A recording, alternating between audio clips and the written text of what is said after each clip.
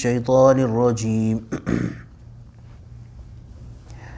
ولكم نصف ما ترك أزواجكم إن لم يكن لهن ولد فإن كان لهن ولد فلكم الربع مما تركن من بعد وصية يوصين بها أو دين ولهن الربع مما تركتم إن لم يكن لكم ولد فإن كان لكم ولد فلهن الثمن مما تركتم من بعد وصية توصون بها أو دين وإن كان رجل يورث كلالة أو امرأة وله أخ أو أخت فلكل واحد منهما السدس فإن كانوا أكثر من ذلك فهم شركاء في الثلث من بعد وصية يوصى بها أو دين غير مضار وصية من الله والله عليم حليم تلك حدود الله ومن يطع الله ورسوله يدخله جنات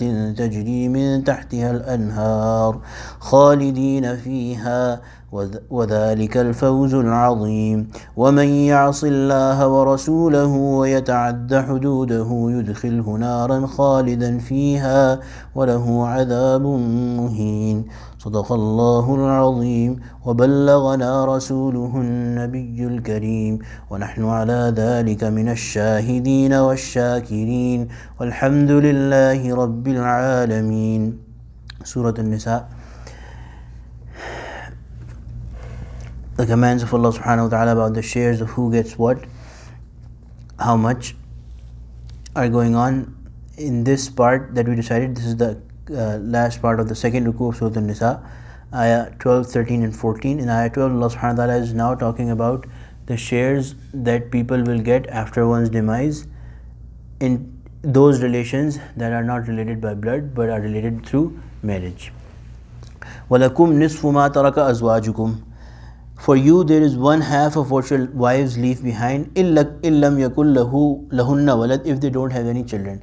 So if the wife, the woman that may pass away, the man will inherit one half of her wealth if she does not have any children. So those would be children with this male, or if she had any previous husbands. Any children, if she does not have any children, then the husband will get one half. فَإِنْ كَانَ لَهُنَّ وَلَدٌ فَلَكُمُ الرُّبُعُ مِمَّا تَرَكْنَ. And if she does have any children, either from this person or the previous husband, then there is 1/4.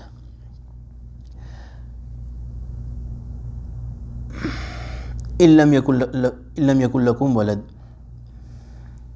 فَلَكُمُ الرُّبُعُ مِمَّا تَرَكْنَ مِنْ بَعْدِ وَصِيَّةٍ يُوصِينَ بِهَا أَوْ دَيْنٍ. After having fulfilled her wasiyat or any debts. So that detail we explained, that debts are fulfilled first, and then any wasiyat that, or any will that she may have left behind, or anybody may have left behind up to 1/3 is fulfilled. Then whatever remains, 1/2 or 1/4, depending on the situation, will be given.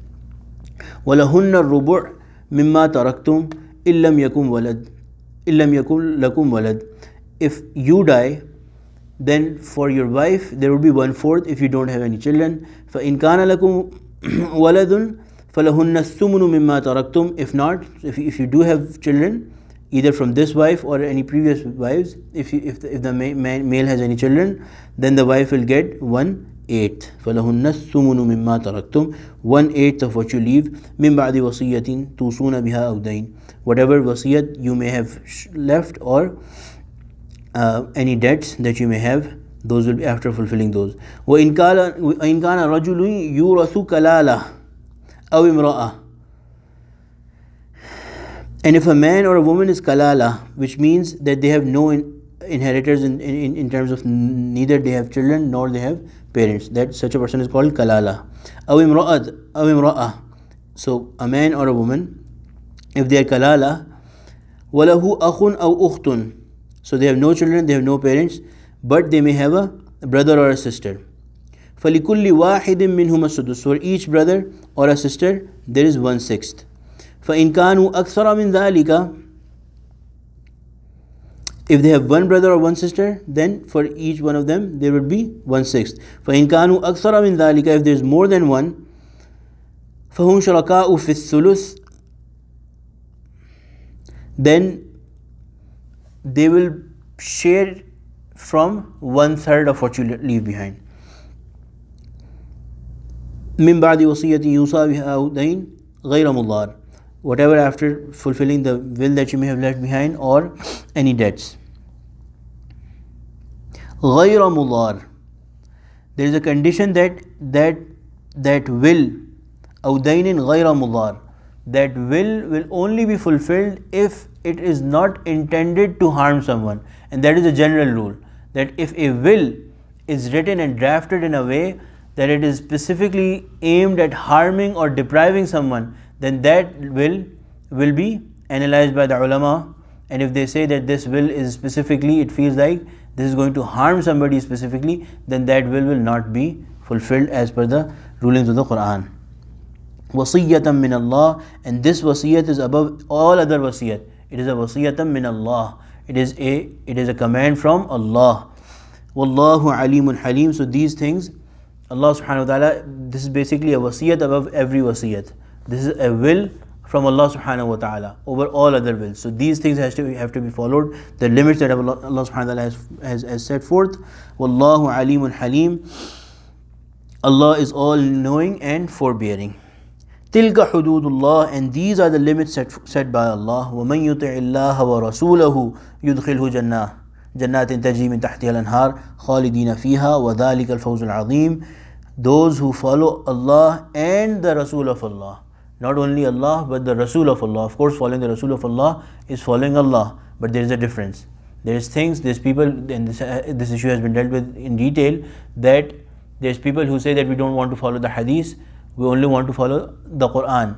The Quran itself here is saying, and in many other places it's saying, that you have to follow Allah and the Rasul. So those things that are not found in the Quran or not directly found in the Quran, but the Prophet has commanded us to do, those are also a necessary requisite to be followed if you want to enter Jannah.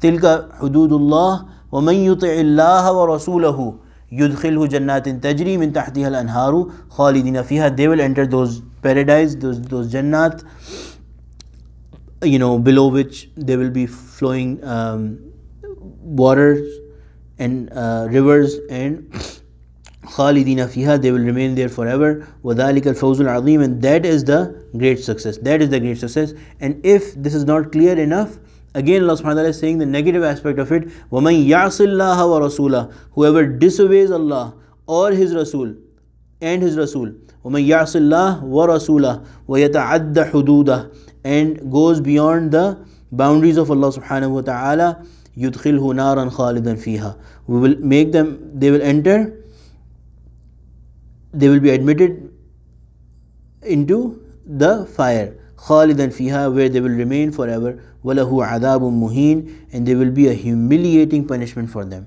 There will be a humiliating punishment for them. This is the completion of this ruku. These matters, this here concludes the specific rulings about inheritance. Alhamdulillah, in every day and time we have the ayat of the Quran is فَاسْأَلُوا أَهْلَ الذِّكْرِ إِن كُنْتُمْ لَا تَعْلَمُونَ. If you don't know, go and ask the people of knowledge. So Alhamdulillah, by virtue of this command and by the mercy of Allah subhanahu wa ta'ala, there's always knowledgeable people. There's ulama who are qualified to deal in those things.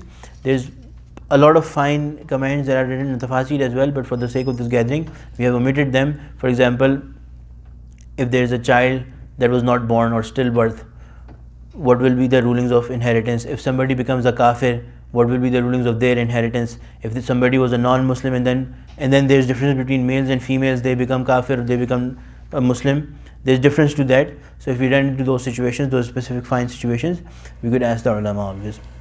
Alhamdulillahi Rabbil Alameen, salatu wassalamu ala sayyidil mursaleen. Rabbana zalamna anfusana wa illam taghfir lana wa tarhamna lanakunanna minal khasirin. Allahumma ij'alna min ahli al-Qur'an alladhi ahluka al-khas. Rabbana taqabbal minna innaka antas sami'ul alim wa tub alayna innaka antat tawwabur rahim. Sallallahu ta'ala ala khayri khalqihi sayyidina wa nabiyina Muhammad wa ala alihi wa sahbihi ajma'in.